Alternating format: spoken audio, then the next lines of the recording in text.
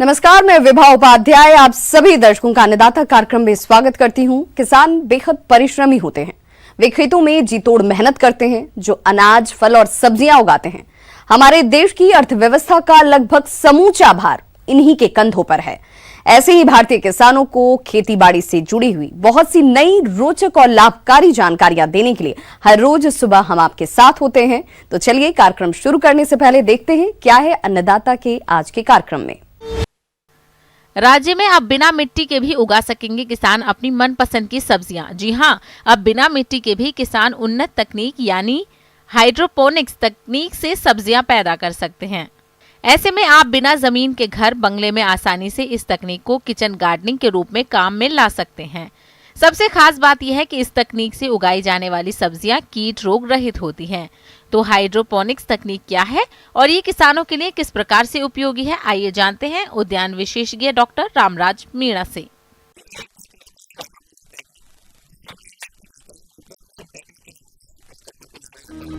अब बिना मिट्टी व खेत के भी किसान उन्नत तकनीक हाइड्रोपोनिक्स से फल सब्जियां उगा सकेंगे। जी हाँ, इस तकनीक से सिर्फ पानी और घुलनशील पोषक तत्वों के जरिए फल, फूल और सब्जियां उगाई जाएंगी। आजकल दूषित सब्जियों को देखते हुए ही इस तकनीक से बिना किसी मिट्टी की पौष्टिक सब्जियां पैदा की जा सकती हैं।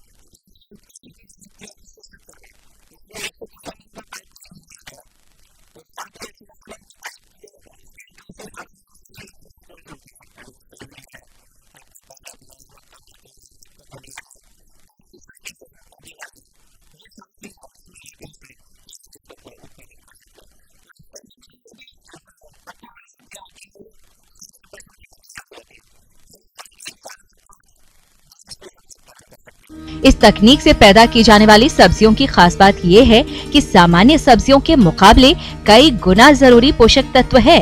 साथ ही इस तकनीक से 12 माह में 5 बार सब्जियों का उत्पादन किया जा सकता है, जिसमें फल, फूल और पत्तीदार सब्जियां ली जा सकती हैं। साथ ही इनमें स्ट्रॉबेरी भी आसानी से लगाई जा सकती है।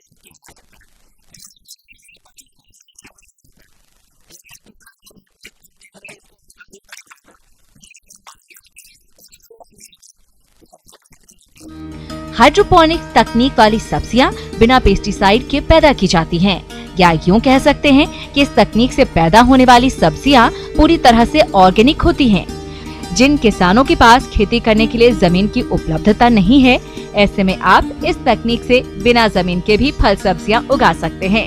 ये तकनीक युवाओं के लिए बड़ा रोजगार उत्पन्न करने वाली है और सबसे खास बात, इस तकनीक से उगाई जाने वाली सब्जियां कीट रोग रहित होती हैं। तो इन सभी खूबियों को देखते हुए आप भी इस तरह का मॉडल तैयार कर सकते हैं।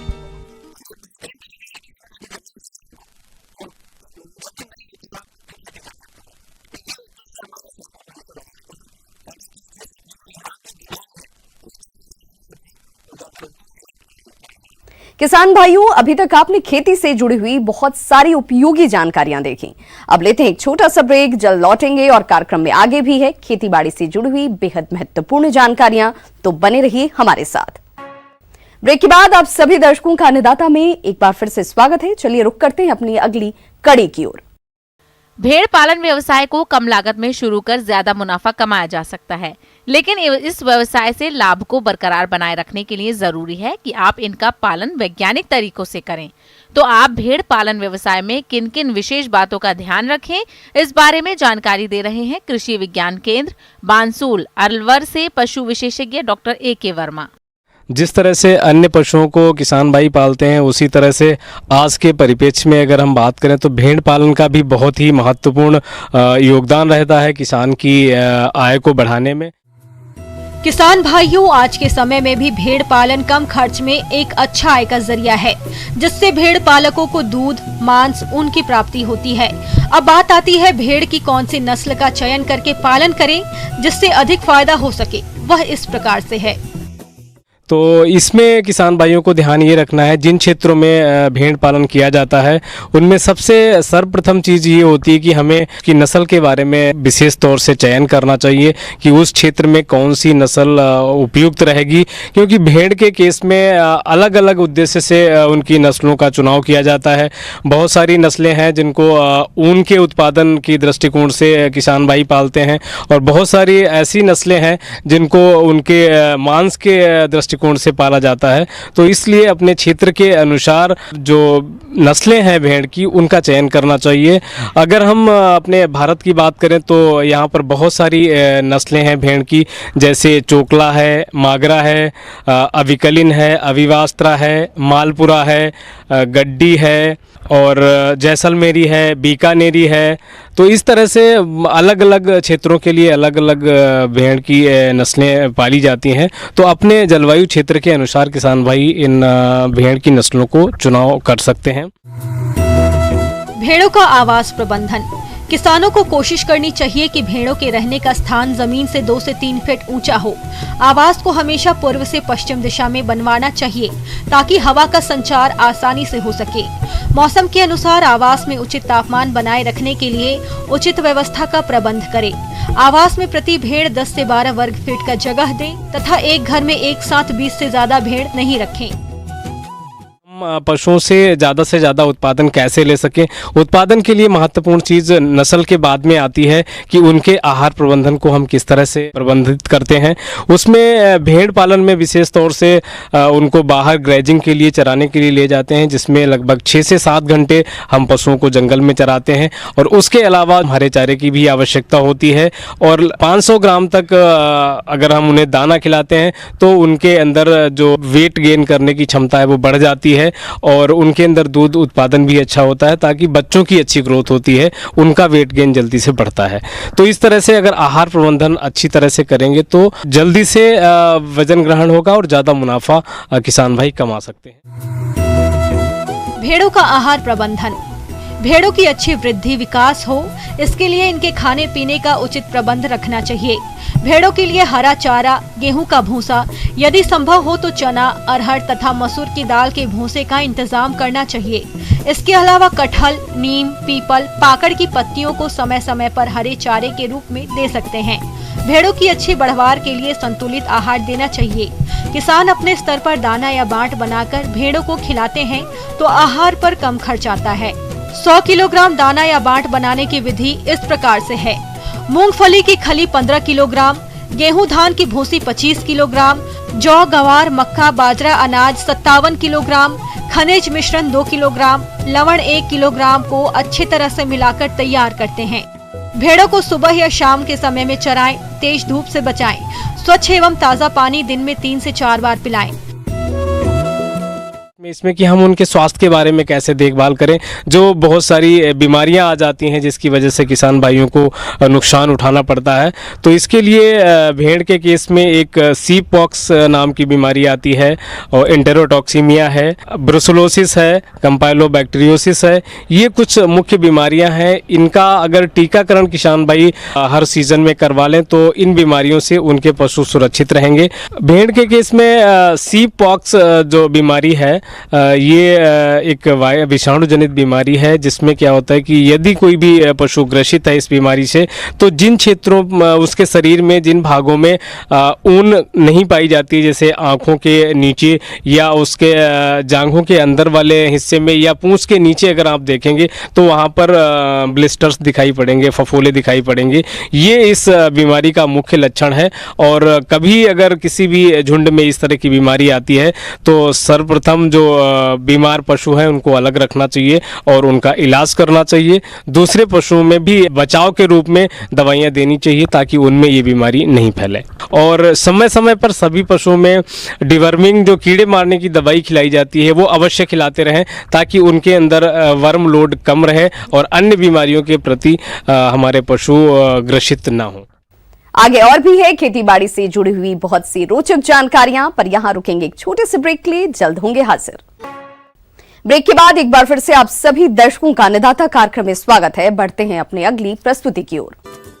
1966 के दशक में हरित क्रांति के माध्यम से किसानों को उन्नत तकनीक, बीज और रासायनिक खाद उपलब्ध कराई गई। फिर देखते ही देखते हरित क्रांति ने खाद्यान्न उत्पादन के मामले में देश को धनो धान्य से धनी बना दिया। लेकिन आज इस हरित क्रांति की बहुत बड़ी कीमत चुकानी पड़ रही है। हरित क्रांति के नाम पर खेती में कीटनाशकों और खाद के रूप में रसायनों का जमकर प्रयोग किया जा रहा है, जिससे किसानों का उत्पादन तो बढ़ गया, लेकिन खेती में अधिक मात्रा में रसायनों के प्रयोग से मिट्टी में उपस्थित प्राकृतिक उर्वरकता धीरे धीरे क्षीण होती चली गई। और ऐसा ही चलता रहा तो वो दिन दूर नहीं जब समूची भूमि बंजर हो जाएगी। इसलिए आज जैविक खेती को बढ़ावा देने की बात कृषि वैज्ञानिक कर रहे हैं। तो चलिए जैविक खेती की तकनीक और इसके लाभों के बारे में जानते हैं कृषि वैज्ञानिक डॉक्टर SP राकेश से। विगत कई वर्षों से जैविक खेती के प्रति लोगों की उत्सुकता भी बढ़ी है और किसान भाई जैविक खेती करना चाहते हैं। तो किसान भाई कुछ महत्वपूर्ण बातों पर ध्यान रख करके जैविक खेती कर सकते हैं। जैविक खेती के लिए जो मुख्य बात होती है इसकी जो परिभाषा है उसमें यह कह सकते हैं कि जैविक खेती फसल उत्पादन की वह पद्धति है जिसमें हम रासायनिक खादों, रासायनिक दवाओं, उर्वरक या जो दवाएं हैं उसका प्रयोग नहीं कर जो पोषण प्रबंधन के लिए जैविक खाद, जीवाणु खाद, हरी खाद वगैरह का प्रयोग करते हैं तथा जो कीड़े बीमारी है उसका नियंत्रण करने के लिए जैविक दवाओं का इस्तेमाल करते हैं। जैविक खाद के प्रमुख स्रोत। कार्बनिक जैविक खाद स्थानीय स्तर पर उपलब्ध पौधों व जानवरों के मल मूत्र व अवशेष से तैयार किया जाता है। इनमें मुख्य रूप से गोबर की सड़ी हुई कंपोस्ट, केचुए की खाद, नेडब कंपोस्ट, हरी खाद, विभिन्न प्रकार की जालियां, जैव उर्वरक, चीनी मिल से निकली प्रेस मड, सीवेज से निकला उपचारित स्लज, गलीचा बुनाई के बाद बचा कतरन, बायोडायनेमिक उत्पाद, ऋषि खेती, अग्निहोत्र इत्यादि हैं। इनके साथ साथ इनके निर्माण की स्थानीय स्तर पर जानकारी भी आवश्यक रूप से होनी चाहिए ताकि कंपनियों द्वारा उत्पादित रासायनिक खाद उर्वरकों पर निर्भरता समाप्त हो सके।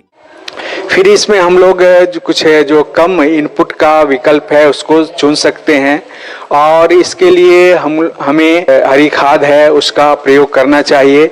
उसके बाद हमें जो कुछ और पोषण प्रबंधन के लिए बात जिसमें हमको ध्यान देने की जरूरत है उसमें जो जैविक खादों हैं उसका प्रयोग करें। जैविक खाद के साथ जीवाणु खाद का प्रयोग करें। जीवाणु खाद में जो दलहनी फसलों में राइजोबियम का प्रयोग किया जाता है। उसके बाद जो अन्य फसल है उसमें एजोटोबैक्टर का, PSB का प्रयोग करते हैं। जहाँ तक हो सके कीट व्याधियों का भौतिक रूप से नियंत्रण करें। कहने का तात्पर्य जिन पत्तियों पर रोग या कीट का आक्रमण दिखे उन्हें पौधों से तोड़कर जला दिया जाए, मिट्टी में गाड़ दिया जाए।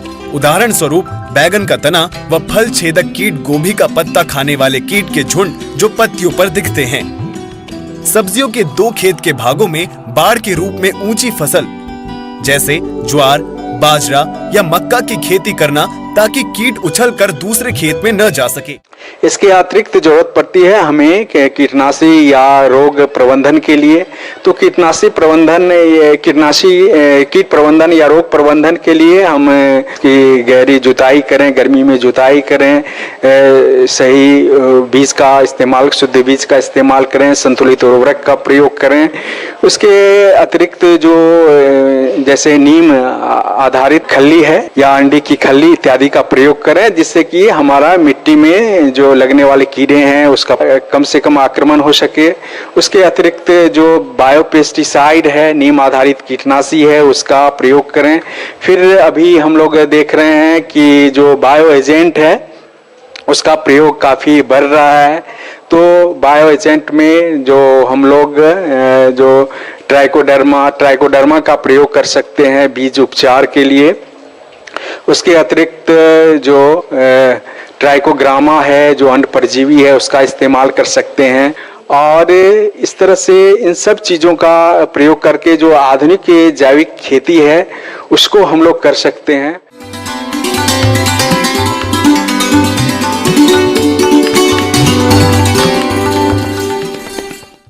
अन्नदाता हेल्पलाइन निशुल्क फोन संपर्क सेवा के माध्यम से आपके द्वारा पूछे गए प्रश्नों में से एक या दो महत्वपूर्ण प्रश्न को हम अपने कार्यक्रम में शामिल करते हैं और इसी के तहत आज का चयनित प्रश्न और उसका जवाब इस प्रकार है।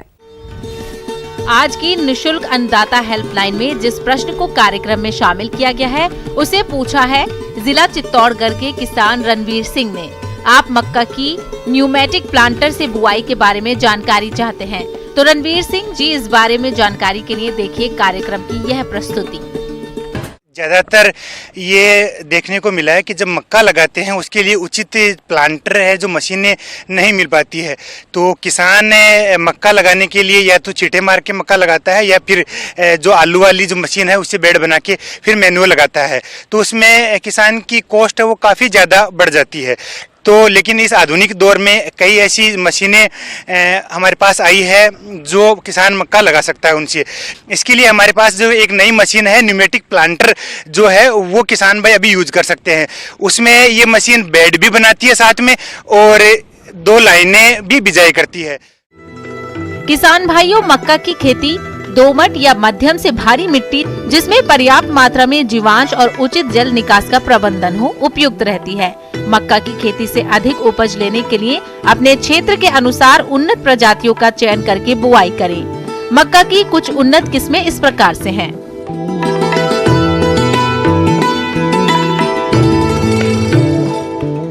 जो बिजाई करने के लिए किसान भाई है वो इसमें लगभग 8 किलो बीज है वो प्रति एकड़ के लिए इस्तेमाल कर सकते हैं। फसल को कीट रोगों से बचाने के लिए बीज उपचार बहुत जरूरी है। बुआई पूर्व बीज को सबसे पहले थीरम या कार्बोडाइजम से उपचारित करें। इसके बाद कीटनाशक इमिडोक्लोप्रिड 1 से 2 मिलीलीटर प्रति किलो बीज की दर से उपचारित करें और अंत में एजेटोबैक्टर कल्चर से 5 से 6 ग्राम प्रति किलो बीज की दर से उपचारित करके बुआई करें। और ये मशीन है वो जो बीज है वो अपनी फिक्स जो उसकी निर्धारित मात्रा है उतना ही बीज डालती है जितना हम खेत में लगाना चाहते हैं। तो किसान भाई इसके लिए जो पौधों से पौधों की संख्या है वो लगभग 20 सेंटीमीटर रखनी चाहिए एवं लाइन से लाइन की दूरी है वो लगभग 60 सेंटीमीटर रखना चाहिए, जिससे किसान ज़्यादा से ज़्यादा उपज प्राप्त कर सकते हैं। और बेड इसलिए बनाने चाहिए क्योंकि ज़्यादातर देखा गया है कि यदि ज़्यादा बारिश हो जाती है तो खेत में यदि पानी ज़्यादा खड़ा रहता है तो मक्का कई बार खराब हो जाती है। लेकिन जब हम इस न्यूमेटिक प्लांटर से हम मक्का की बिजाई करते हैं तो न सिर्फ हम जो ज़्यादा बरसात हो जाती है उससे कहीं ना कहीं किसान को राहत मिलेगी, बल्कि किसान निश्चित पौधों की संख्या रख पाएगा और किसान ज़्यादा से ज़्यादा है उसको उपज मिल पाएगी। साथ ही साथ में इस मशीन की एक खासियत बात और है कि इस मशीन में जो खाद है वो जो DAP है या और कोई सा खाद जो सोइंग के समय डालना होता है वो भी इस मशीन से हम डाल सकते हैं। तो बीज और खाद दोनों एक साथ डाल सकते हैं, जिससे हमारे को जो मैक्सिमम जो प्रोडक्टिविटी है पर हेक्टेयर पे या पर एकड़ पे वो हम ले सकते हैं। और जो कॉस्ट की बात कर रहा था तो लागत किसान के लग रही थी मैनुअल लगाने में वो काफ़ी ज़्यादा थी, लेकिन अब इस मशीन से किसान की लागत है वो भी घट जाएगी। किसान भाई, क्योंकि मक्का एक ऐसी फसल है जिसको पानी सिर्फ मॉइस्चर थोड़ा सा पानी चाहिए, उनको नमी चाहिए उसको। इसके लिए किसान भाई अभी ड्रिप है उसका इस्तेमाल कर सकते हैं। ड्रिप से फायदा ये होगा कि हमने जो शुरुआती जो खाद है वो तो हमने इस मशीन की सहायता से डाल दिया, लेकिन बाद में जो खाद डालने होते हैं वो 20 से 25 दिन बाद में जो ड्रिप की सहायता से किसान भाई है वो यूरिया अप्लाई कर सकते हैं। उसके बाद में जो दूसरा यूरिया है किसान भाई 50 से 55 दिन बाद में ड्रिप की सहायता से पानी में घोल के भी यूरिया दे सकते हैं। किसान भाइयों को मैं ये सलाह देना चाहूँगा कि आधुनिकीकरण के दौर में जो नई तकनीकियां हैं जैसे न्यूमेटिक प्लांटर है या ऐसे कई सारी मशीनें हैं उसका किसान भाई प्रयोग करके लागत है उसमें कमी कर सकते हैं। साथ ही साथ मैं ये कहूँगा कि किसान भाई जो पौधों से पौधों की संख्या जो कई फसलों में जो वैज्ञानिक तरीके से निश्चित की हुई होती है जिससे ज़्यादा से ज़्यादा उपज मिलती है, तो किसान भाई इससे कई गुना है उपज में बढ़ोतरी कर सकते हैं।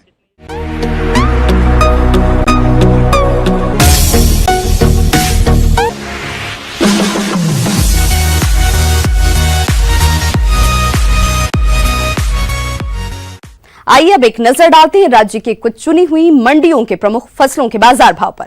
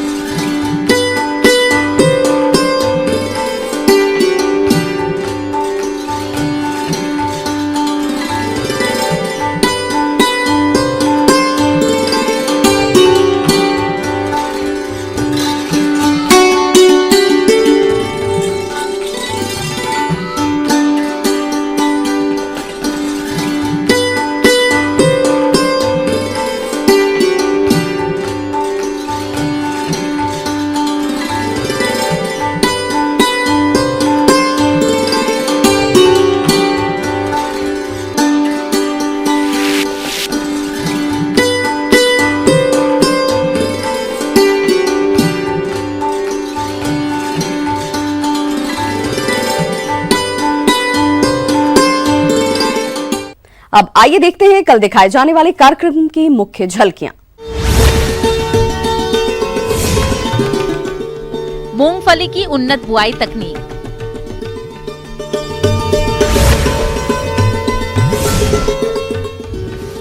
खारे पानी से सब्जियां उगाने की तकनीक,